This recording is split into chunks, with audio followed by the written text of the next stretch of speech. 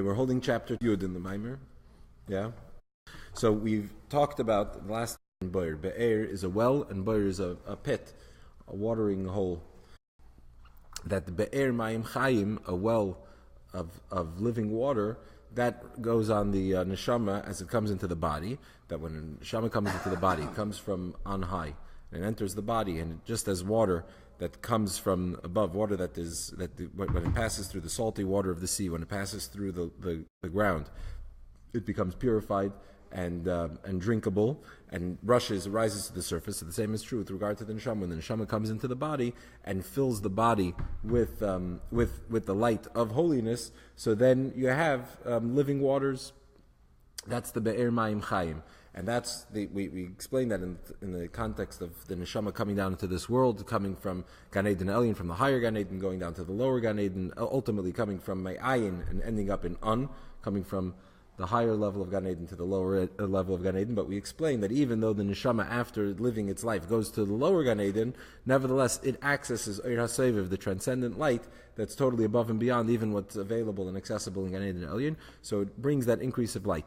This is the concept of Ishapcha Chasheicha L'Nahira M'rir L'Miska, the idea of transformation of darkness into light and bitterness into sweetness. So this is all Be'er Mayim Chayim. This is with regard to the side of holiness. As we noticed in the Maimer, we've been contrasting. The whole point in this Maimer, of this year's Maimer, the general point is the contrast between the Kuf and the Hey, and the Daled and the Reish, the idea of the one side you have holiness and the other side you have the unholy, and how they sort of reflect each other, or how the unholy reflects the holy. So we've been going back and forth with this, explaining it in holiness and unholiness, and now we've done that with regards to Be'er. And now in chapter 10 we turn our attention to the Be'er, to the pit, which is on the side of unholy. In the Maimer to explain, Aval HaBe'er Reik, but the pit is empty. This is a reference to when Yosef's brothers threw him into the pit.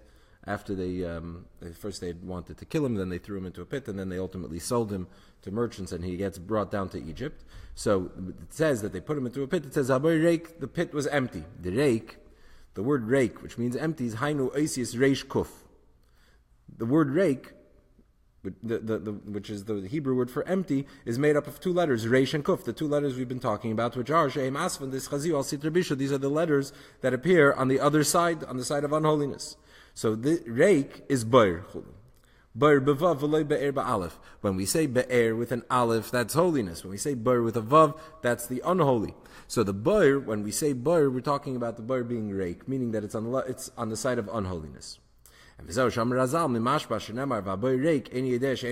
Gemara asks if the verse says the pit was empty, it had no water. So the Gemara asks, isn't that self-evident? If the pit was empty, obviously it had no water. So the Gemara answers, what does it mean when the verse says that it doesn't have water? It's to tell you that it's telling you that it's not that the pit was empty, it was empty only of water, but it was filled with snakes and scorpions. The Haboy Reik, is when we say that the pit is reik, it's empty, and reik, again, reish kuf, meaning unholy, and that represents, this empty pit represents the animal soul.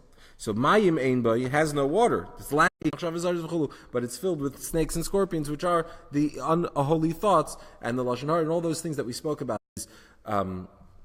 That in the side of holiness, we were talking about somebody who's filled with the light of Kedusha, which means that his machshava dibur ma'aser, his garments of his soul, his thought, speech, and action are filled with holiness, engaged in Torah and mitzvahs. But on the unholy side, it's when the mind and the speech and the actions are occupied with unholy things. So Nechashim and Akrabim Yashbei, when we talk about a boy, we talk about the unholy side, so it's filled with Lashon Hara and Rechilus and machshava zaros. It's filled with all these things.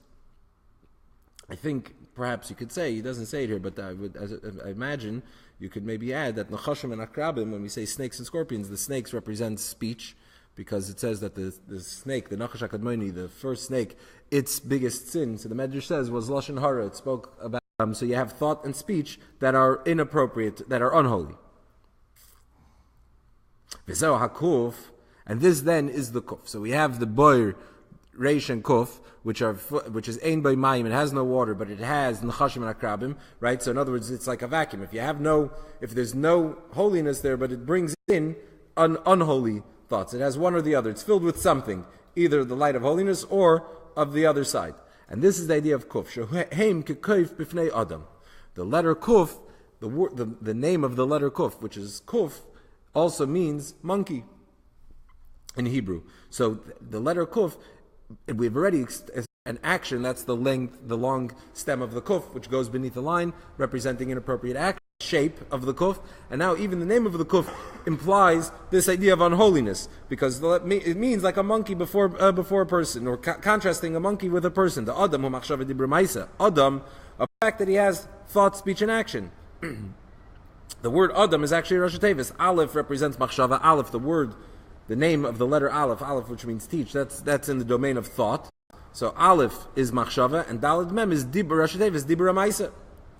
Thought, speech, and action. So a person is Adam, but a klipa, the unholy, is only like a monkey before a person. The B'kedusha, machshav d'maisa mul kedusha. Because in holiness, when we say somebody's a Adam, that's because he has thought, speech, and action that are being used properly, utilized in serving. But when it's on the other side, as we said, then the garments, the thought, speech, and action are filled with unholy thoughts and ungodly things. So what does this mean? This is in the quote from the Friedrich Rebbe's Maimer. So the Rebbe explains, when we say, what does it mean? The Friedrich Rebbe says that Adam, that's machshav d'maisa kedusha, and a monkey, that's unholy. So he says that the idea of Adam, why is a person called Adam? Because Adam el-Elyon, because we're compared, made in the image of God. So when we say Adam, that's a complementary title of man. So that's Adam of holiness. The idea of unholiness, and as we've said throughout, we've been kind of defining unholy, is merely that it mimics holiness. Just like a monkey that's looks similar, it seems to be mimicking a person, but it's not a person. Ki'im ish sada. When we say something's unholy, when we say it's unholy, the side of unholiness, so that represents Ace of Ish Sada, which we spoke about previously, the idea that of the man of the field. That's not a real man. Same is true with regard to thought, speech, and action, which is the function of man. It separates man, is his thought, speech, and action. That Aleph machshava daled mem dibra maisa kimavur belukatarish amitis in yanamu kefishin imshachim b'machshava dibra maisa dilamayla. When a person has his thought, speech, and action utilized in the same way as it is in its source in heaven by Adam el-Elyon, by the Adam ha-Elyon, by God, so then the person is a proper person. But that's only in the domain of holiness. However, thought, speech, and action that are invested in the unholy is Adam, is only like a monkey and compared to a person. So, excuse me. So we're explaining here that when we say Adam, a person is somebody, a mensch is somebody whose thought, speech, and action are invested in holiness. Why? Because what makes us people? The fact that we're in God's image. What's the image of God? When we're invested in His Torah and His mitzvahs. However, if a person is involved in the unholy side, so that's only mimicking a person. You look like a person, but it's not a person. Just like the idea of a monkey that might look and act. A monkey and a human being share like 96 or 98% of our DNA, but it's totally different. It's entirely different.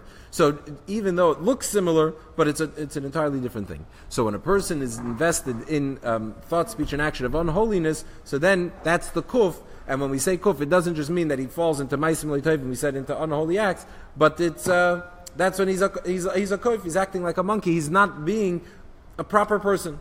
He's not a proper person. So now the Rebbe asks a question. We quoted from the Friedrich Rebbe the end of chapter 8 in his Maimer, where he discusses this idea of kuf, and then he goes on to say that Adam. Why is it that unholy is a kuf, is like a monkey? Because Adam, a real person, is Aleph machshava and Daled mem dibra maisa. But if you recall, we quoted in chapter 4, we were talking about machshava dibra maisa in chapter 4, and over there we said that af asisiv af hifseke that we described the shape of the dalid and the shape of the reish, which have two lines. So the two lines represent thought and speech, and then there is the third line, which is action. And we said in the Hey and in the Kuf, in both of them, the line that represents action is disconnected from the other two. Because you have Machshava and Dibur on their own, and then Maisa, action, is Afasisiv, there's a disconnect between action, where Machshava and Dibur are unique to a person, and action is something that is not unique to a person, and even animals have this capacity to act. And similarly, when we said action is something that's detached from the person, whereas machshava and dibur, thought and speech, are connected. So when we divided between thought, speech, and action, we put the break in between them. We had to split these three things into two. Where do we split them? Between speech and action. There's thought and speech, the two lines of the dalid and of the reish, and then there's action, which is the disconnected leg, the detached leg. Afasisiv. Here, we just quoted that Adam is Aleph Dam. Aleph is Machshava, and then Daled Mem is Dibur Maisa. So we're putting the line, the separation between thought and speech. So how do we define? It seems to be a contradiction from the beginning of the chapter to the end of the chapter. So it seems to be a seemingly technical thing, but the Rebbe is going to explain how this is relevant. But first by asking this question, we have to understand that when we say that a person, what is a person? That the word Adam, which means person, Adam is Aleph is Machshava and then Daled Mem is Dibra Maisa. That's a person. That Aleph Machshava Daled Mem Dibra Maisa. Shechaluka Zu hi ba'efen da Aleph Dam. The word Adam is divided into Aleph and Dam. Hainu Aleph Machshava b'fnei atzmai v'Dam Dibra Maisa. There's thought on its own, and then there's Dibra Maisa that go into their own category. But Aleph Mechayes Adam, in a way that the Aleph, the Machshava, animates and gives life to the Dam, to the Dibra Maisa. This seems to contradict what we said earlier in chapter 4 with regard to the letter Hey, that the two lines that express the idea of thought and speech, they're connected. And only the third leg, which corresponds to Maisa, to action, that one is disconnected. And the Hey, two lines are connected, the third one's disconnected. Which two are connected? We said Machshav and Dibur are connected. Which one's disconnected? Maisa. So the Rebbe explains it like this. He's going to explain it based on a Maimer, the Rebbe Rashab. The Rebbe Rashab is discussing the Keiches in the Nefesh, and over there he goes into this idea of Machshava Dibur Maisa and explains that all of these things operate on many different levels. So the Rebbe is going to borrow a concept that the Rebbe Rashab explains there, and he's going to explain like this. And let's do it outside, and we'll go inside. It says like this. It depends what we're talking about. When we divide Machshava Dibur Maisa, we want to so we have three and we're trying to split them into two. So one is going to be paired with the other, right? We have to have one that's paired with something else. So which one gets paired? So where does Dibur go? Obviously you have two extremes. You have a Machshava and Maisa. Okay, so those are the two ends. And where do you put Dibur? Which category does Dibur go into? So the Rebbe is going to explain like this. It depends what we're talking about. Does he have the link on right link on studio? Yeah. The police. So when we divide Machshava and Dibur and Maisa, the question is how are we dividing it? What are we looking at? When we're looking at the garments, there would be one way to divide them. When we're looking at the individual, the person, then we divide them another way. So here at the end of the Maimer, we're talking about Adam. What's Adam? Adam al Shem Adam al Elyon. What is Adam? A person that's in the image of God. That's somebody whose thought, speech, and action are filled with the Eira Kedusha, with the light of holiness. So when we're talking about the individual, what's more of the individual and what's less of the individual? Or what's closer to the person himself and what's further from the person himself? So here we divided Aleph Dam. Machshava in its own category and Dibur Maisa in its own category. Why?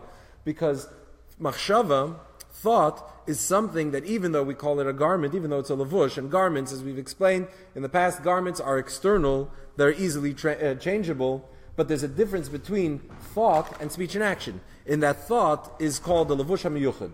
It's a garment that's always at one with the nefesh itself, with the essence of the soul, with the powers of the keiches of the soul. So a person has the essence of your soul. The essence of the soul is obviously its essence. You can't define it. And then you have the powers of the soul, the 10 attributes that we talked about, Lamailo, the 10 faculties of the soul, the intellect and the emotions. And then you have the garments which are their expression. Machshava is something that's b'sheitetas tav. Machshava is constantly in motion. You're always thinking. Why? Because machshava is for the person himself, within the person, and that's sort of that conscious awareness that a person has of his own koiches. Just like you can't turn off your koiches. An intelligent person can't not be intelligent. You always have your intellect and your emotions are always active. They're always going. Machshava, which is external in that it's a revelation within the person himself. It's to reveal to the person on a conscious level what's going on a subconscious level. It's always connected to the powers of the soul. Whereas speech and action are already a little bit more disconnected. That's why you could speak, you could not speak. You could do, you could not do. You could turn off those garments. You don't have to speak. There's a time to speak and there's a time to be quiet. But machshava you can never turn off. You can never turn off your thought. Because thought is always connected to the koiches. So even though it's a lavush, in what sense do we call it a lavush, a garment? Because machshava is something you could change in a moment. You could change what you're thinking about at any given moment. Just like a garment that you can change. But it's unlike the other garments in that you can't stop thinking. You're always thinking. So, you're constantly thinking. So therefore, when we're talking about, with regard to the individual, to the person, here we divided aleph dam.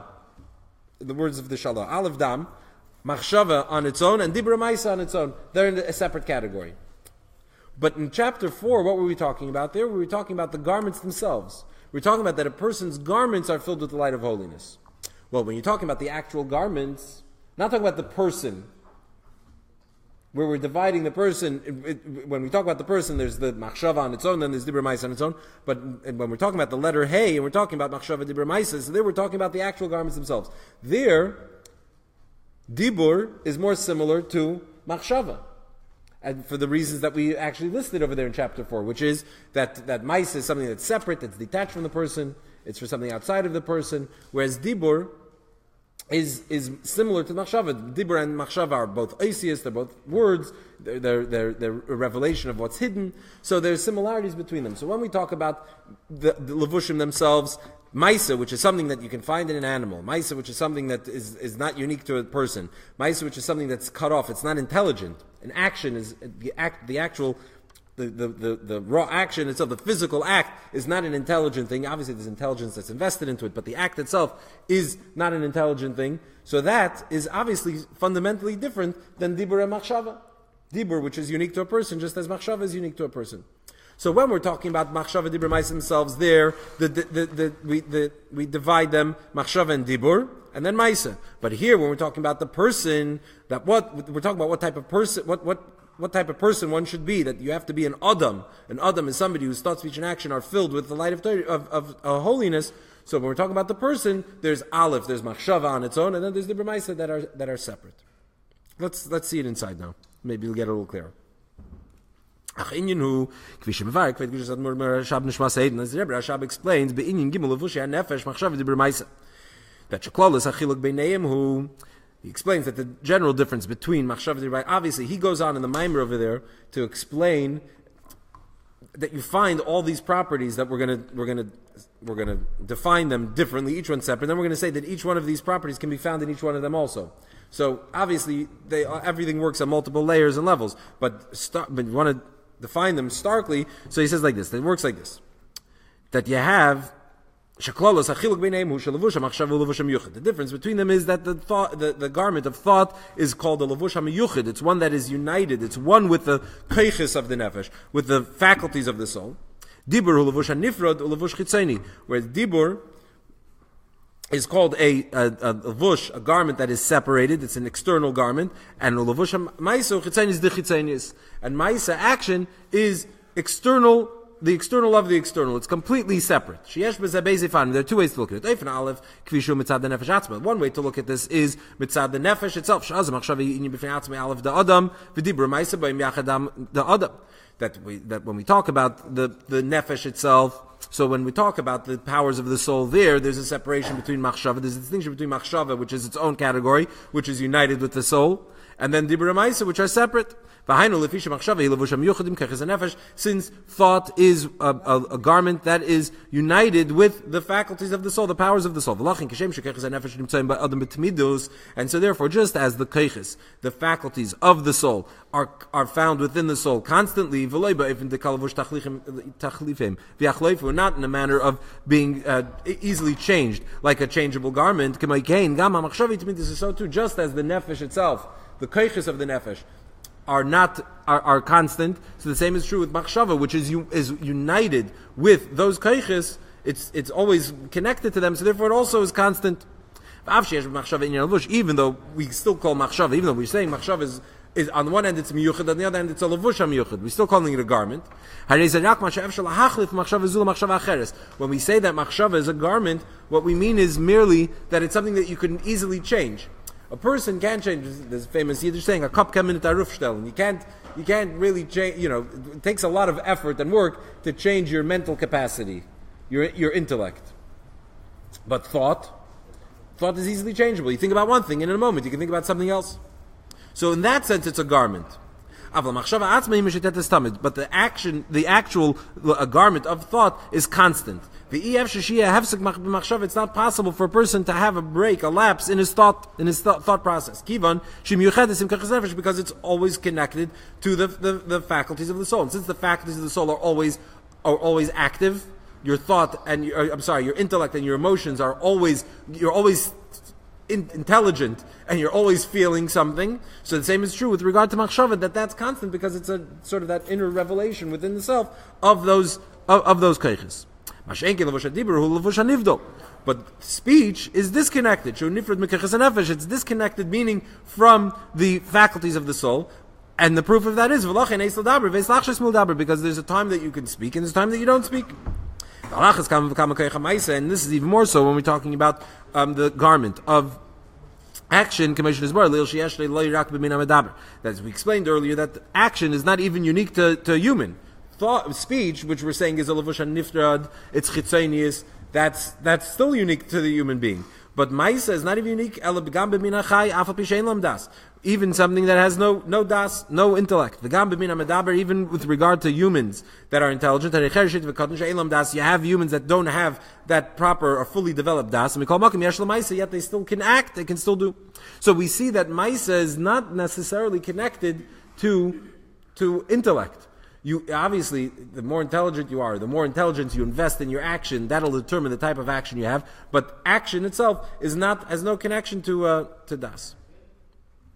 The Rebbe Rashab very interestingly explains that all these things work. So he explains there's pnimius, there's chitzonius, and chitzonius dichitzonius. These three stages, and you have it in everything. So if you're going to divide them, which one's pnimius, which one's united with the soul? That's machshava. Chitzonius disconnected. That's dibur. Chitzonius is mice, which is totally disconnected. But then he says that these three things you can find even within each one of them. So even in machshava, there's machshava, that's the pnimius of machshava, and then there's chitzonius of machshava, and there's chitzonius dichitzonius. For example, he says if a person's thinking, but they're not thinking the meaning of something. They're just, let's say, thinking the words. So then that's the chitzonius of machshava. Or if a person is speaking, so usually when you speak, you should put thought into your speech. But then sometimes you can repeat words. Sometimes, let's say, he gives an example. If you memorize something, so something that's memorized, if you're just speaking the words, it's mechanical and there's no thought in it. So that's already the chitzonius of dibur. And he talks about davening, that when a person davens, so you can have it in that sense. You can say Shema Yisrael, and it could either be a very meaningful statement, or it could be something that's the chitzonius. Anyway, so the point is that we see these three types of these three categories, these three definitions. So the difference is what is this? Why is it that machshava we're saying is a levush miyuchad? Dibra ma'isar chitzonius and chitzonius dichitzonius is because machshava. What's machshava about? Machshava is all about revealing what's going on in the subconscious to who? To the person himself. Machshava still belongs in your own in your realm.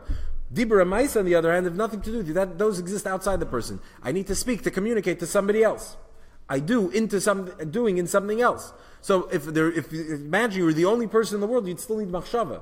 Theoretically, you wouldn't need Dibur and Maisa, but you would need you have nobody to be kind to, and you have nobody to talk to. But machshava would still be functioning because you need to know yourself what you're experiencing. So machshava is something that's only for a person himself. There's no connection with somebody else outside of you. Whereas with regard to action and even speech, the whole idea of speech is to communicate what's going on inside to somebody outside of you. So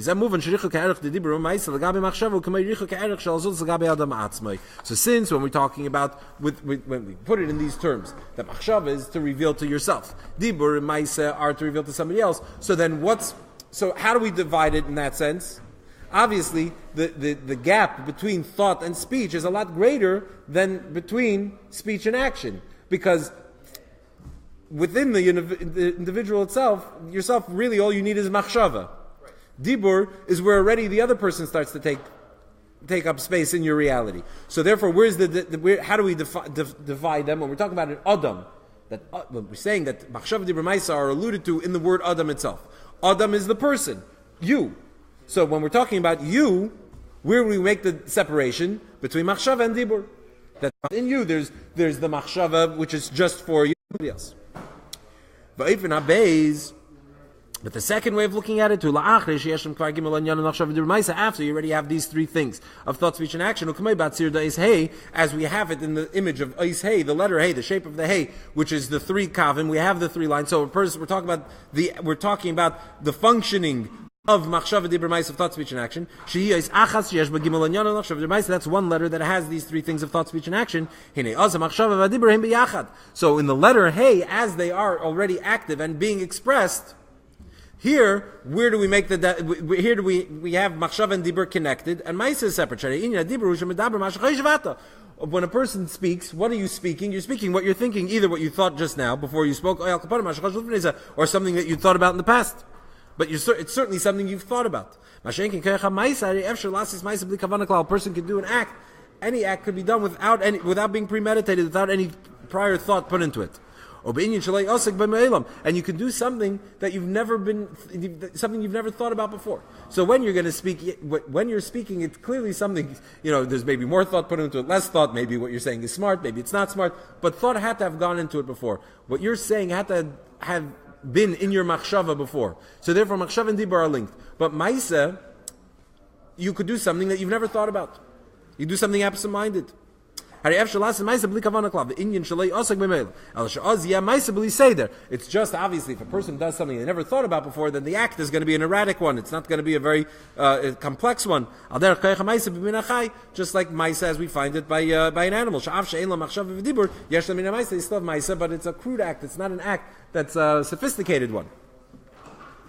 So therefore, we see that it's not a conflict with what we said earlier in the Maimer. That earlier we were talking about the letter Hey, that's machshava, dibur, and ma'isa as they're already being experienced by the individual. There, machshava and dibur are connected. So in the letter Hey, the top and the right column are connected because that's machshava and dibur that are linked. And ma'isa is separate because ma'isa could be completely disconnected from your thought process. But here, when we're talking about Adam, what is a person? So here, Adam is Aleph Dam, machshava on its own, and dibur and ma'isa is separate. He concludes in the Maimer, chapter 11 here, in our Maimer, this is what we find in the Zohar ben Negela, is Kufresh. But the Zohar says, with regard to the letters Kufresh that are Ischazi and Besit Rabisha, that they're on the other side, that Vinatlin Eis Shin, that the letters Kufresh, take the letter Shin, Shuhu Masha Leikhin Ha'ara, the Ha'ara, Me'ara Sachais, the Kedusha, V'zeh Hakim Shaleh Hamad Kalan Sheinai. This it says in the Zohar that they take the letter Shin, and they take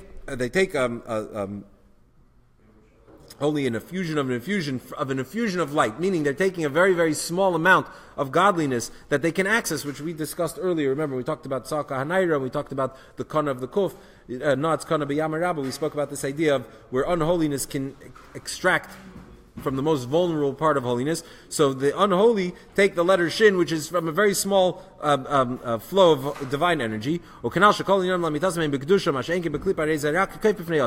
as we explained earlier, everything is in holiness, but when we talk about unholy, it's merely mimicking holiness. It's like a monkey before a man. So and then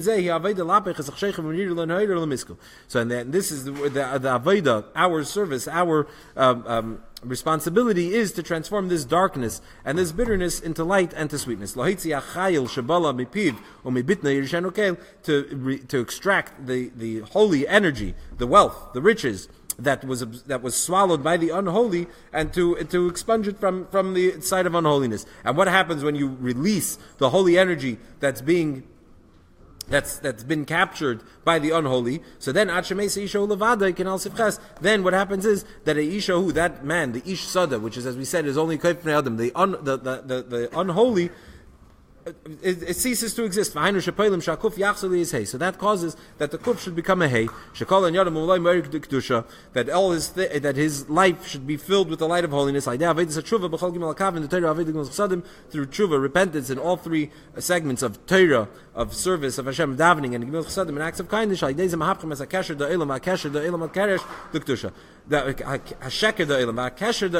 That through that we transform the lie of the unholy and also the grip that the unholy has on us and has on in this world to a keresh of kedusha, to a pillar of holiness. Pillars that are made from these the acacia wood, the atzei shitim, the folly of holiness that stand. We can we transform the foolishness of unholy to foolishness of kedusha, of holiness, which is service, which is beyond reason, through which we build the mishkan. We build a sanctuary for Hashem, and Hashem will dwell in it. It becomes that the beauty of man is to be to live in a home, the home that we build through transforming the unholy, a dwelling place for God in the lowliest of worlds. How are we doing on time? We out of time? 2 minutes. So the point is, towards the end, basically what the Rebbe is saying here is that we have this capacity to transform unholy to holy. When we recognize that unholy is merely koif b'fnei adam, it's not the real thing. It's merely taking a holy energy, and we see the unholy and the klippa. It seems to be so intimidating, so imposing, so powerful. We have to recognize it's only koif b'fnei adam. It's not the real that's not real human behavior, not real human activity. When we recognize that, so that takes away that charge. It takes away the grip that the unholy has on us, the challenge, and what seems so difficult and seems so insurmountable, but we transform it into holiness. So when we keep this idea in mind, that unholy is merely a reflection of holy, it's merely capturing sparks of holiness, and only a small spark of holiness, and that's what's building up its whole existence. And we recognize that a human being, a proper human being, is one who's filled with the light of holiness, and who doesn't want to be a mensch. So then, by overcoming that challenge through overpowering it, overwhelming it, and acting in a way that's beyond just the rational approach to it, but going l'chatchila riber with it, through that we transform the foolishness and the sheker of unholiness, and we make it a keresh and a home for godliness. That's enough, yeah.